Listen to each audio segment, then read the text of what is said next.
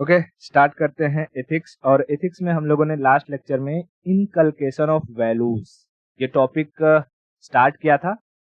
उसका हम quick revision करेंगे और उसके बाद आगे बढ़ेंगे जो बचा हुआ है। ठीक है, देखो हमने देखा था inculcation of values. Just give me a second, pen को थोड़ा सा बढ़ा लो उसका साइज।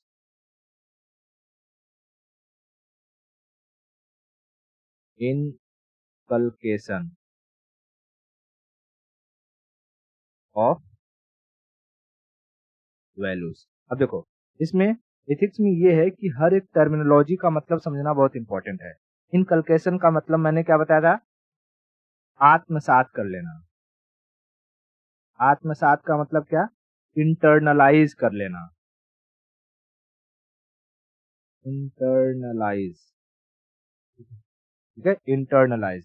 और वैल्यूज क्या, तो वैल्यूज कुछ भी हो सकती है, जैसे कि हेल्पिंग, हेल्प करना वैल्यूज है, हार्ड वर्क वैल्यूज है। ठीक है, उसके बाद उसके बाद जो है क्या कहते हैं, हैप्पीनेस।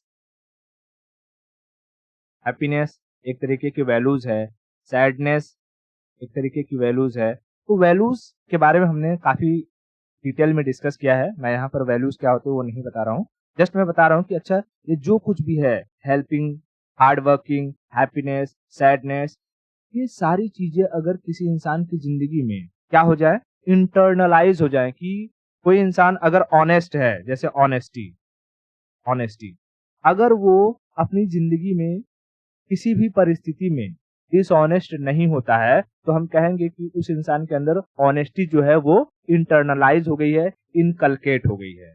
बरोबर, ओके। तो इनकलकेशन ऑफ वैल्यूज का मतलब क्या है, inculcation is a process to give a value for internalization within individual.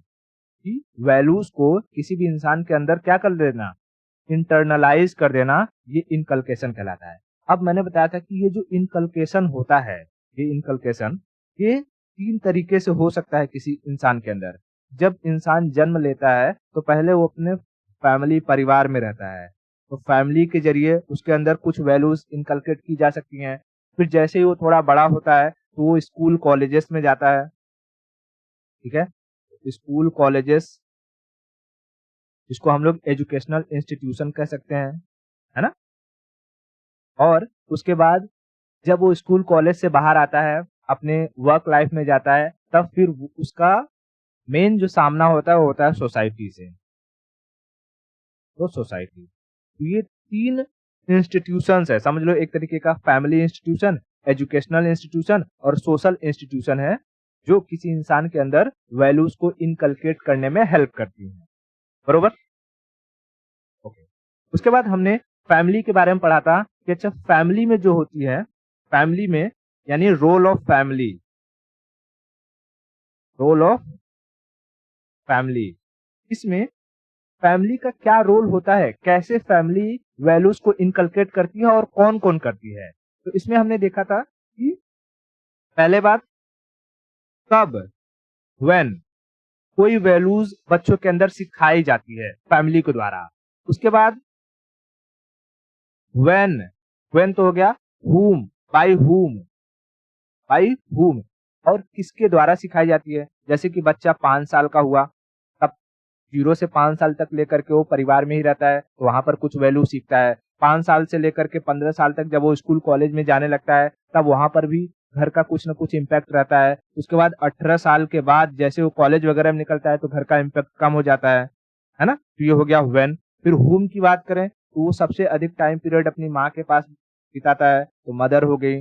फिर उसके बाद वो सबसे ज्यादा टाइम पीरियड अपने ग्रैंड पेरेंट्स, दादा दादी के पास बिताता है, तो ग्रैंड पेरेंट्स हो गए, है ना, ग्रैंड पेरेंट्स हो गए। ये लोग कुछ न कुछ वैल्यू सिखाते हैं। ठीक है, तो ये हो गया हुम। उसके बाद कहते हैं कि कैसे सिखाते हैं हम वैल्यूज को, यानी हाउ, हाउ। तो किसी भी वैल्यूज को सिखाने के दो तरीके हो सकते हैं। एक तो मैंने बताया था कि डायरेक्ट तरीका है, डायरेक्ट, और दूसरा होता है इनडायरेक्ट, है ना। अब डायरेक्ट में क्या है कि जैसे जैसे कोई बच्चा है वो खाना खा लिया, तो खाना खाने के बाद मुंह धुलना होता है, उसे बताओ। सुबह उठने के बाद ब्रश करना होता है, उसे बताओ। ब्रश करने के बाद नहाना होता है, उसे बताओ। तो ये क्या है, डायरेक्ट तरीका है, उसे बता बता कर सिखाया जाएगी। नहाना अपने आप में एक वैल्यूज है, ब्रश करना अपने आप में एक वैल्यूज है कि नहीं। और कुछ चीजें होती हैं इनडायरेक्ट, जैसे कि अगर परिवार में कोई झूठ बोल रहा है तो बच्चा उसे देख करके झूठ बोलना सीख जाता है। परिवार में बहुत ज्यादा लड़ाई झगड़ा चल रहा है, एक दूसरे को मारा पीटा जा रहा है, तो बच्चा मारपीट देख करके सीख जाता है। उसे दर्द का एहसास क्या होता है वो देख करके सीखता है, महसूस करके सीखता है। डर क्या होता है वो देख करके सीखता है। तो कुछ चीजें हैं जो बच्चा क्या करता है, इनडायरेक्टली सीखता है, तो उसे हम कहते हैं इनडायरेक्ट मेथड। इनडायरेक्ट मेथड, समझ में आया। तो हमने यहां तक कर लिया था कि व्हेन, whom एंड हाउ। अब इसके बाद आता है कि ये जो भी वैल्यूज होंगे उसका इम्पैक्ट, ठीक है, उसका इम्पैक्ट कितना पड़ेगा किसी इंसान के ऊपर, और वैल्यूज किस किस तरीके के हो सकते हैं, गुड वैल्यूज, बैड वैल्यूज, या दोनों का कॉम्बिनेशन हो सकता है। समझ में आया। तो पहले हम समझते हैं कि जो परिवार रहता है, परिवार से एक इंसान किस तरीके का वैल्यूज सीखता है, ठीक है। तो व्हाट काइंड ऑफ वैल्यूज, अभी हम किसके बारे में पढ़ रहे हैं, रोल ऑफ फैमिली के बारे में। तो मैं यहाँ टॉपिक डाल देता हूँ।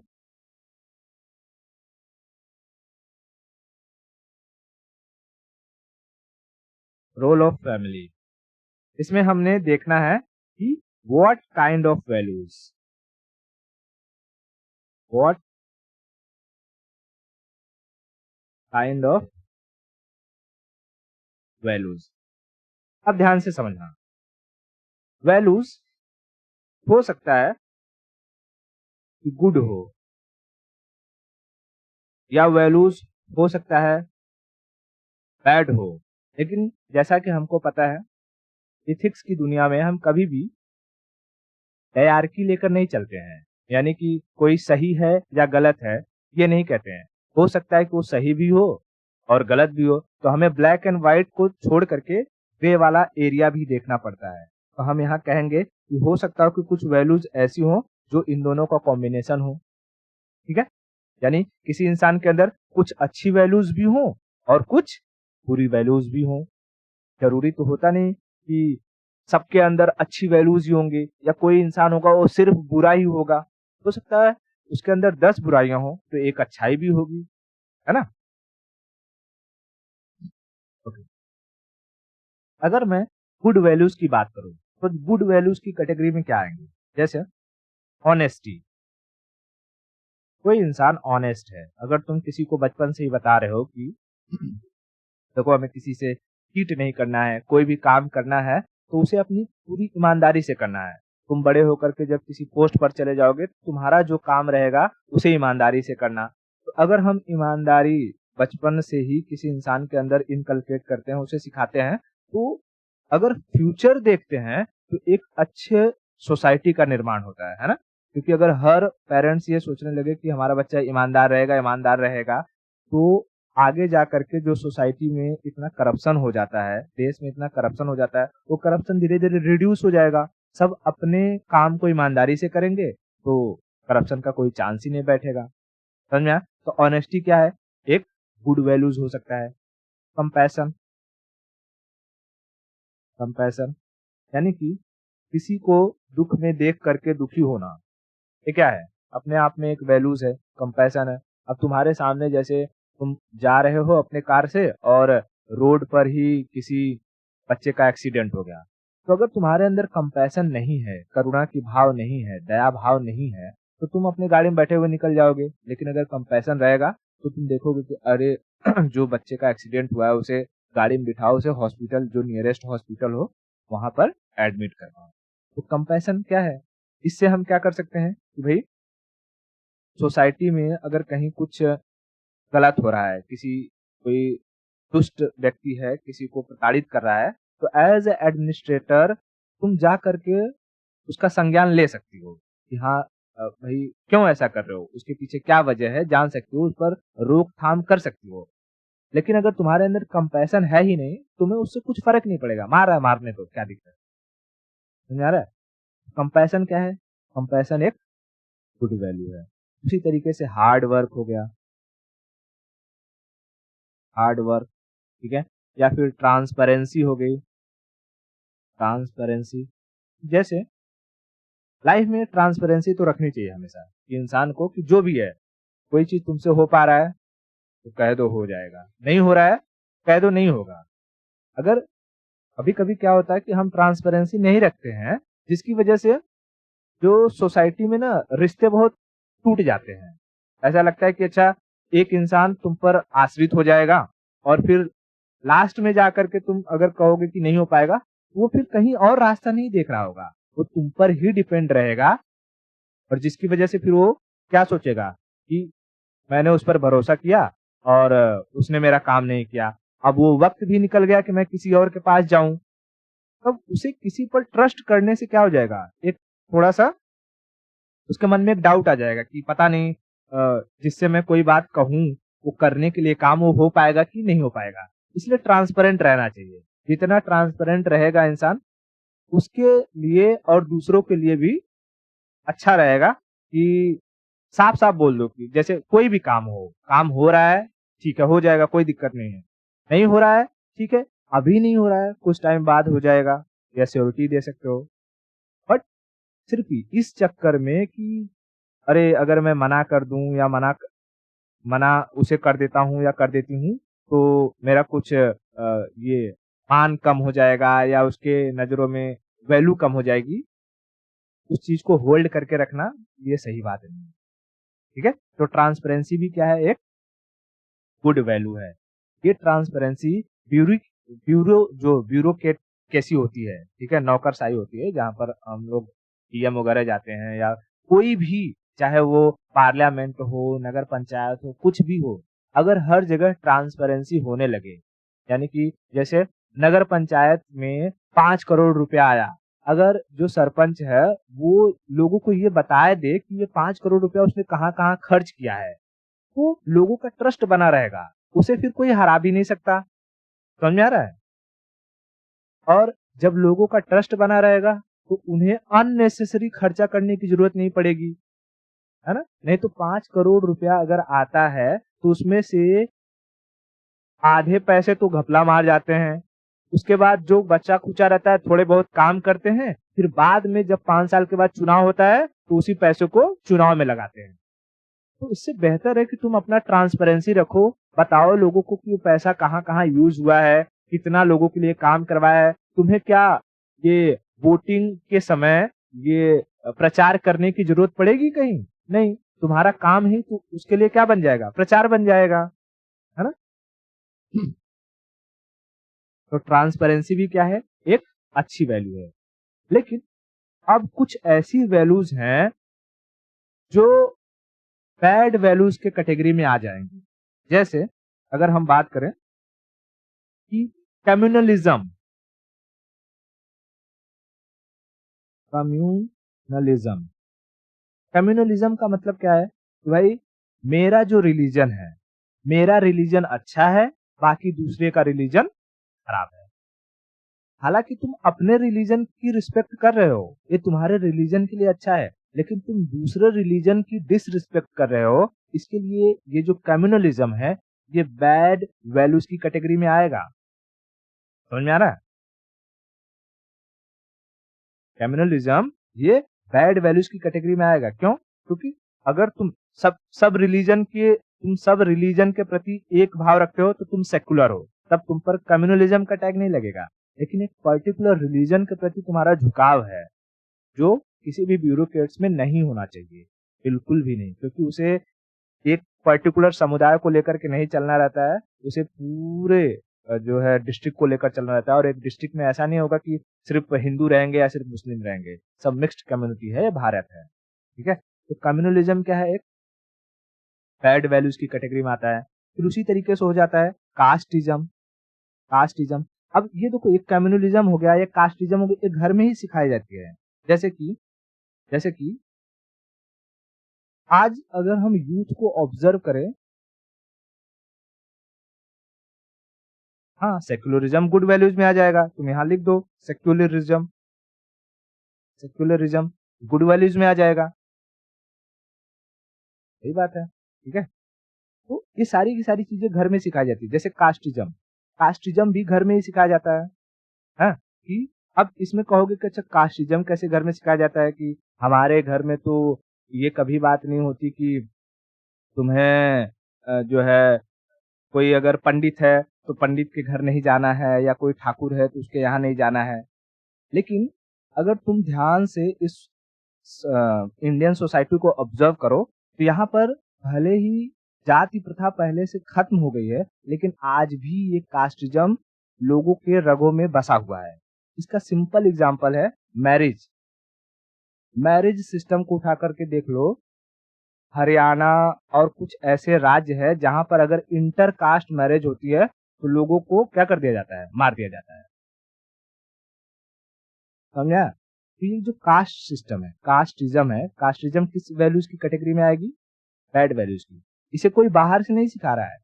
बचपन से ही अगर किसी इंसान के अंदर एक कास्ट को लेकर के हम ये भाव भर दें, जैसे कि आज भी मैं ये ऑब्जर्व करता हूँ कि जो अंबेडकर को मानते हैं, अंबेडकर को मानने वालों को ऐसे बहुत लोगों को यूं लगता है कि जो आरक्षण का विरोध करते हैं वो उनके विरोधी हैं, वो चाहते हैं कि उनको संरक्षण न मिले, जबकि ऐसी बात नहीं रहती है।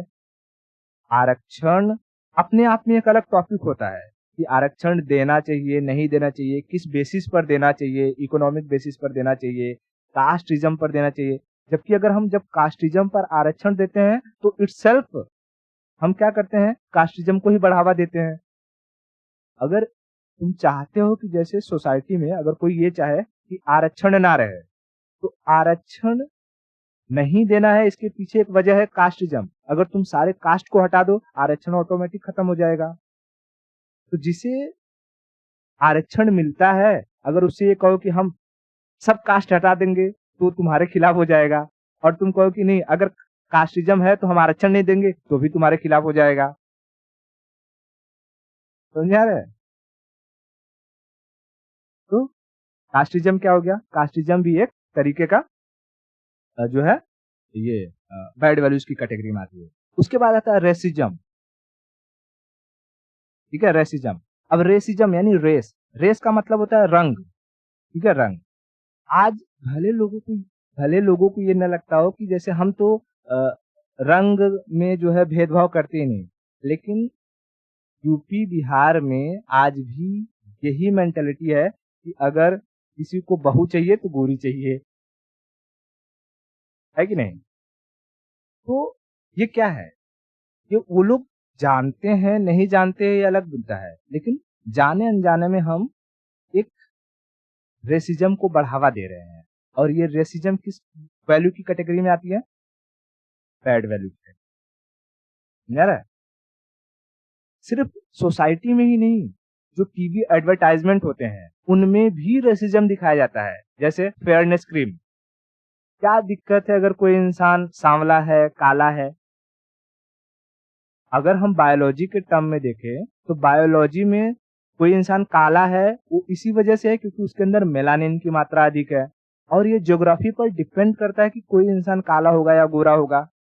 तो तुम अगर कोई चीज तुम्हारे अंदर से मैन्युफैक्चर्ड है, जैसे कोई भैंस है, भैंस के अंदर मेलानिन भर भर के है, तो अगर तुम उस पर फेयर लवली चाहे साल भर लगाओ, 2 साल लगाओ, 5 साल लगाओ, क्या भैंस वो गोरी होगी? नहीं होगी। ठीक है। तो इसी तरीके से सोसाइटी में भी जो रेसिज्म का ये चक्कर चलता है, इसकी वजह से हम एक जो छोटा बच्चा होता है वो भी देखता है कि लोग फेयर लवली लगा रहे हैं या कौन कौन सा भी क्रीम लगाते रहते हैं अलग अलग।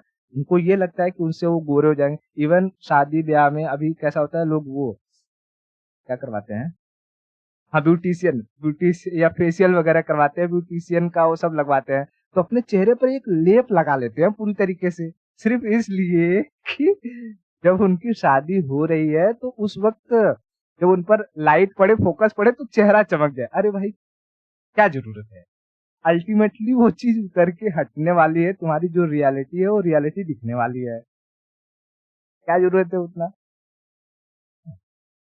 लेकिन अब ये लोग करवा क्यों रहे हैं? ये रेसिज्म का ही इफेक्ट है, क्योंकि उन्होंने देखा है कि उनके शादी में देखा, उन्होंने इतना किलो मिट्टी पोता था अपने चेहरे पे, मैं भी पोतूंगी।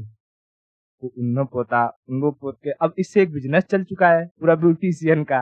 यहाँ आओ, 5,000 रुपया दो, सारा का सारा कोर्स खत्म कर देंगे। हैं? ठीक है, लोग 5,000 रुपया अपने मेकअप के ऊपर खर्चा कर लेंगे, 5,000 रुपया एजुकेशन पे खर्चा नहीं करेंगे।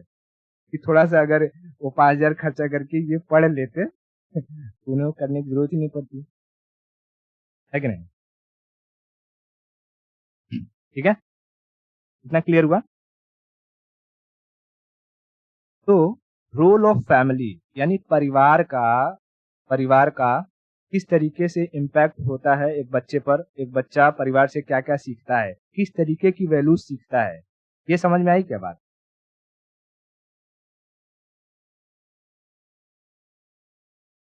चलो देखो, अब ये जो सारी वैल्यूज हैं, ये वैल्यूज डिपेंड करती हैं कि किस इंसान के अंदर कितनी वैल्यूज और कौन सी वैल्यूज जाएगी। ये किस पे डिपेंड करेगी पता है? कि फैमिली किस प्रकार की है।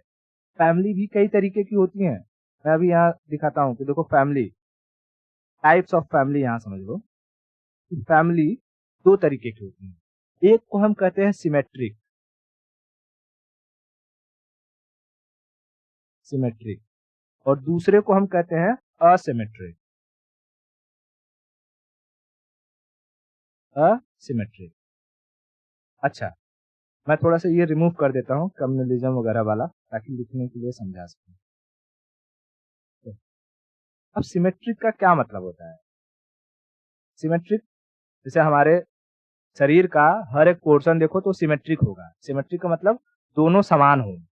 तो जहां पर जिस परिवार में मेल और फीमेल, मेल और फीमेल दोनों को समान वैल्यू दी जाती हो, ठीक है, मेल और फीमेल दोनों को समान वैल्यूज दी जाती हो, ऐसे परिवार को हम क्या कहते हैं? सिमेट्रिक परिवार है, सिमेट्रिक फैमिली है। Are you getting my point? ठीक है, ओके। अच्छा, मेल और फीमेल को दोनों को एक समान माना जाता है, इसका क्या मतलब है?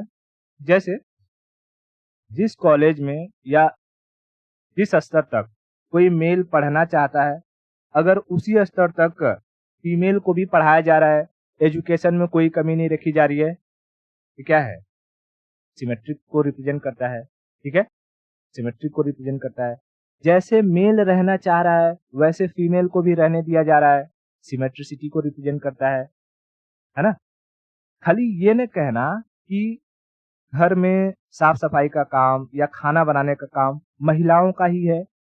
अगर किसी परिवार में ये हो रहा है कि घर में खाना बनाने का काम, साफ सफाई का काम सिर्फ महिलाओं का है, मेल सिर्फ बाहर काम करेंगे, हार्ड वर्क काम करेंगे, ऐसे परिवार को हम असिमेट्रिक फैमिली कहते हैं, जिसमें पैट्रियार्की, समझ आ रहा है? पैट्रियार्की यानी पितृसत्तात्मक जो प्रवृत्ति होती है, ये ज्यादा डोमिनेट करती है।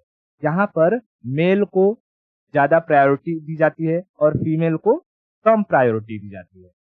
ऐसा मान लिया जाता है कि फीमेल घर में रहेंगी। ऐसे बहुत सारे स्टेट हैं, अगर तुम भारत में ऑब्जर्व करो तो बहुत सारे स्टेट मिलेंगे जहां पर महिलाओं को बाहर नहीं जाने दिया जाता। हालांकि अब धीरे धीरे धीरे धीरे चीजें ट्रेंड चेंज हो रही है और आने वाले 1-2 जनरेशन के बाद सारी चीजें नॉर्मलाइज हो जाएंगी। ठीक है, तो असिमेट्रिक फैमिली किसे कहेंगे? जहां पर मेल और फीमेल को सेम वैल्यू नहीं दी जाती है। ठीक है, सेम वैल्यू नहीं दी जाती है। यहाँ पर असिमेट्रिक में जो पुरुष होता है, पुरुष को प्रधान माना जाता है, मतलब उसे ज्यादा प्रायोरिटी दी जाती है। क्लियर हो गया? तो देखो, अगर असिमेट्रिक वैल्यू में कोई बच्चा है, तो क्योंकि असिमेट्रिक में पुरुष को ज्यादा प्रायोरिटी दी जा रही है, तो तुम्हें ये देखने को मिलेगा कि वो बच्चा एक वुमन यानी महिला के प्रति या महिलाओं के प्रति उतना संवेदनशील नहीं रहेगा जितना एक सिमेट्रिक परिवार का बच्चा रहेगा। समझा? तो ऐसे बहुत सारे जो वेस्ट के कंट्रीज हैं, जैसे कि अरेबियन जो कंट्रीज हैं, वहां पर तो महिलाओं को बहुत ही ज़्यादा रिस्ट्रिक्शन रहते हैं। तो वहाँ पर जो बच्चे रहते हैं, वो बच्चे अपने माँ को भी उस अच्छी तरीके से ट्रीट नहीं करते हैं, ठीक है? कि जैसे जितना ट्रीटमेंट वो जितना रिस्पेक्ट पिता को देते हैं, उतना रिस्पेक्ट वो माँ को नहीं देते हैं। अगर माँ किसी वजह से जैसे ऊँची आवाज़ में बात कर ले, तो वो माँ को भड़क जाएँगे कि तुम महिला हो, तुम ऐसे कैसे बोल सकती हो, हम पुरुष हैं, समझा? ठीक है? तो इसका परिवार का भी असर पड़ता है कि परिवार किस तरीके का है और उसी तरीके का वैल्यूज़ बच्चे के अंदर जाता है। ये तो समझ में आ गया कि what kind of values we can कल inculcate inculcate inside a individual, ठीक है? अब हम ये समझते हैं, ये जो फैमिली है, फैमिली का फैमिली के द्वारा जो वैल्यूज़ दी जा रही हैं, उसका इम्पैक्ट एक इंसान के अंदर कब तक रहता है?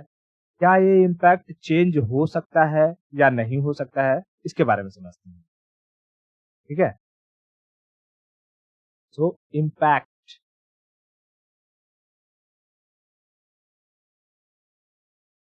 इम्पैक्ट ऑफ फैमिली, ठीक है? Impact of family. अब देखो, किसी भी इंसान की ज़िंदगी पर सबसे ज़्यादा जो प्रभाव पड़ता है, उसके परिवार का ही पड़ता है। तो अगर इम्पैक्ट की बात करेंगे तो क्या कहेंगे? हाईली इम्पैक्ट होता है इंसान की ज़िंदगी पर, सबसे हाईली। उसके बाद आते हैं उसके जो एजुकेशनल इंस्टीट्यूशन में भी उसके जो पीयर ग्रुप होंगे, यानी जो उसके साथी होंगे, उनका इम्पैक्ट आता है। उसके बाद वर्क प्रोफेशनल आता है, ठीक है? कि जहाँ पर वो काम करता है, फिर वो उस हिसाब से काम करते हैं। तो ये हाईली इम्पैक्ट कैसे होता है, अगर इसे हमें ऑब्जर्व करना रहेगा, तो हम ये देख सकते हैं कि इंसान भले ही भारत में पैदा हुआ, उसका पूरा परिवार भारत में रहा, लेकिन वो कमाने के लिए अगर यूएस भी चला जाता है, तो भी वो अपने परिवार के लिए वहाँ से पैसे भेजते रहता है। यहाँ परिवार में किसी चीज़ की कमी तो नहीं है, उससे अटैच्ड रहता है। परिवार में कुछ चीज़ हो रहा है, तो उसके लिए अगर उसे फ़ॉरेन से यहाँ आना रहेगा तो आएगा, फिर जाना रहेगा तो जाएगा। तो सबसे अधिक प्रभाव अगर किसी इंसान के ऊपर पड़ता है, तो किसका पड़ता है? फैमिली का, ठीक है? फैमिली का। अच्छा, ये माना जाता है कि किसी बच्चे या किसी इंसान में जो वैल्यूज को इनकलकेट करने का टाइम पीरियड है फैमिली के द्वारा, वो 6 साल तक की एज तक का है। इसलिए अगर हम अपने वैदिक जो टाइम पीरियड है वहां पर देखें, तो ये कहा जाता था कि जो बच्चा होगा, बच्चे को एटलीस्ट 5 साल तक परिवार में ही रखना है और 5 साल के बाद उसकी स्कूलिंग शुरू करनी है। लेकिन ये ट्रेंड अब धीरे-धीरे चेंज हो चुका है। 3 साल का हो गया बच्चा, चलने-फिरने लगा, अब उसको प्री स्कूलिंग में डाल दिया जाता है।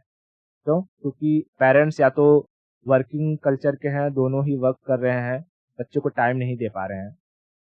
तो वो कुछ टाइम बच्चा कहाँ बिताता है? अपने प्री स्कूलिंग में बिताता है। पेरेंट्स को भले ही ये लगता रहेगा कि उनसे उनका जो बच्चा वो स्मार्ट हो जाएगा, बट उसके अंदर जो वैल्यूज़ है ना, वैल्यूज़ सिस्टम, वो वैल्यूज़ सिस्टम डेवलप नहीं हो पाएँगे, ठीक है? वैल्यूज़ सिस्टम डेवलप नहीं हो पाएँगे क्योंकि 6 साल तक की एज के अंदर जो वैल्यूज़ सिस्टम एक इंसान के अंदर चले जाते हैं, वो बहुत ही मुश्किल होते हैं कि उन्हें हटाना, ठीक है? It is very difficult to change. जैसे मैं एग्ज़ाम्पल देके बताता हूँ। डिफिकल्ट टू जैसे अगर कोई परिवार है, वो पूरी तरीके से वेजिटेरियन है। उनके घर पे जो बच्चा पैदा हुआ, उसने देखा कि मम्मी-पापा कोई नॉन-वेज नहीं खाते हैं, कोई नॉन-वेज की बात नहीं करता है कि हाँ, चिकन, मुर्गा, मछली क्या होता है, किसी चीज़ की कुछ बात नहीं होती है। इस सब खाने से पाप पड़ता है या ऐसी कुछ भी जो कहानी है, जो उनके अंदर उसको बताया गया है। अब वो वैल्यूज़ धीरे-धीरे उसके अंदर ये इनकलकेट हो चुकी है। अब वो बड़े होने के बाद आप उसे कुछ भी कह दो कि अरे नहीं, वो तो मुर्गा, मटन, मछली खाने से कुछ नहीं होता है। ये बहुत ही डिफिकल्ट हो जाएगा कि तुम उसका माइंड सेट चेंज कर सको। ऐसा नहीं कि हम नहीं कर सकते। देखो एथिक्स में कोई भी चीज़ 100% नहीं होती है ना? लेकिन 99% ये चांस है कि वो अपने डिसीजन को चेंज नहीं करेंगे, कि अगर वो वेजिटेरियन है, तो वो नॉन वेजिटेरियन बन जाए, ठीक है? या कोई वेजिटेरियन है तो नॉन वेजिटेरियन है तो वेजिटेरियन बन जाए। मैं बोल रहा हूँ 99% चांस है, बट हालांकि कुछ लोग होते हैं, अब जैसे कि वेस्टर्न कल्चर में अगर देखें तो लोग नॉनवेज ज्यादा प्रीफर करते हैं। लेकिन जैसे जैसे धीरे धीरे लोग अगर रिलीजन की तरफ जब आते हैं, जिसमें इस्कॉन के जो लोग हैं जब जाते हैं कहीं पर अपना प्रचार वगैरह करते हैं, तो जो उनसे जुड़ते हैं तो इस्कॉन वाले तो पूरी तरीके से वेजिटेरियन होते हैं, वो लहसुन प्याज भी कंज्यूम नहीं करते हैं। तो जो इंसान बचपन से ही नॉनवेज खाता आ रहा था, वो इस्कॉन में जाने के बाद वो नॉनवेज छोड़ देता है कि नहीं? ऐसा नहीं है कि वो वेजिटेरियन है तो नॉन वेजिटेरियन नहीं हो सकते हैं, या नॉन वेजिटेरियन है तो वेजिटेरियन नहीं हो सकते हैं। अब जैसे कोई बहुत ही पहले से वेजिटेरियन रहा हो, अगर उसने क्रिश्चियनिटी ज्वाइन कर ली, तो क्रिश्चियनिटी में तो दबा के मुर्गा, मछली, मटन सब खाते हैं, कोई दिक्कत नहीं रहता है। वहां पर वो इंसान जो है नॉन वेजिटेरियन बन जाएगा। ठीक है?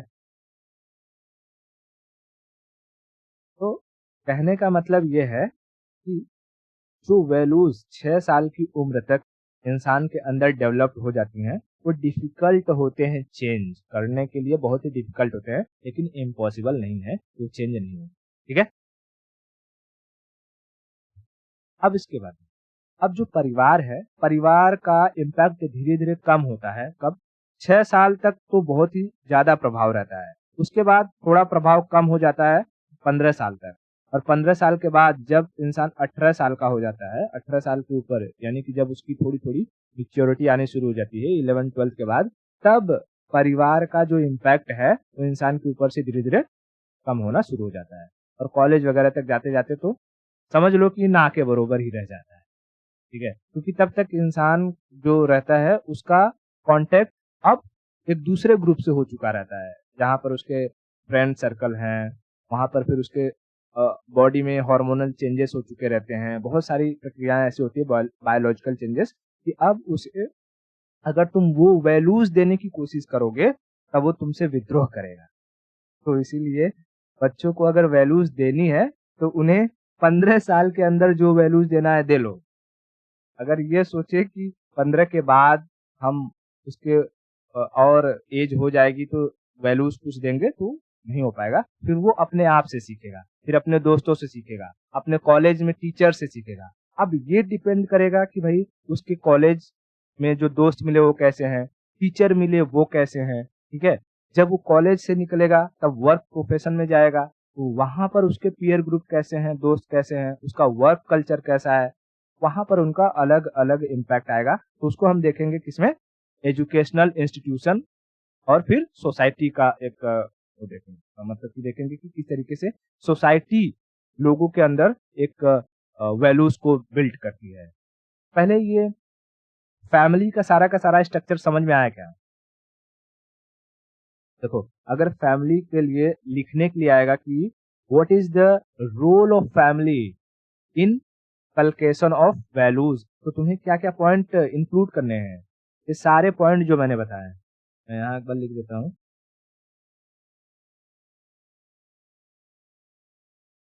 Role of family. तो सबसे पहले इसमें क्या बताना पड़ेगा कि अच्छा, फैमिली जो होती है, फैमिली में टीचिंग कब शुरू होती है? तो व्हेन 5 साल के बाद होती है रे। बचपन बच्चा पैदा होता है तब से ही वो सीखना शुरू करता है। स्कूल की टीचिंग, यहाँ हम रोल ऑफ फैमिली पढ़ रहे हैं, वो एजुकेशनल इंस्टीट्यूशन है। ठीक है? वहां अभी हम नहीं गए हैं। तो व्हेन, ये मैं पॉइंट बता रहा हूँ, ये इंक्लूड करना है। व्हेन, पहली चीज व्हेन। दूसरा, हाउ एंड whom। ठीक है? कैसे, डायरेक्ट इनडायरेक्ट, किसके द्वारा। ठीक है? उसके बाद व्हाट काइंड ऑफ वैल्यूज, वही बैड, गुड या दोनों का मिक्सचर। ठीक है? उसके बाद चौथी चीज होती है इम्पैक्ट, जो चीजें सिखाई गई हैं या फैमिली का इम्पैक्ट कितना पड़ता है किसी इंसान के ऊपर। तो चारों चीजें अगर इंक्लूड होंगी तो तुम्हारा एक प्रॉपर आंसर बनेगा और अच्छे मार्क्स मिलेंगे, नहीं तो कुछ नहीं मिलने वाला है। ठीक है? ना क्लियर हो गया ना। तो बच्चे के अंदर अगर हम देखते हैं तो 0 से 3 साल तक बच्चा फुल कंट्रोल में रहता है, माँ के पास रहता है, माँ ने जो कह दिया वो वही उसके लिए सब कुछ सही है। 3 से लेकर के फिर 12 साल तक वो थोड़ा सा कंट्रोल परिवार के हाथ में आ जाता है, माता पिता सबके हाथ में रहता है। फिर 13 साल के बाद जो कंट्रोल हो धीरे धीरे वीक होना शुरू होता है, और 18-20 साल के बाद तो पूरी तरीके से वीक हो जाता है। ठीक है, इतना चीज क्लियर हुआ क्या? परिवार वाला पूरा समझ में आ गया, परिवार वगैरह का। मैं सोचा था कि इसको भी करवा दूंगा एजुकेशन वाला, लेकिन एजुकेशन वाला शुरू करेंगे तो काफी टाइम चला जाएगा। तो काम करते हैं, आज के लिए इतना रखते हैं, तो बाकी की स्टोरी हम नेक्स्ट लेक्चर में। ठीक है।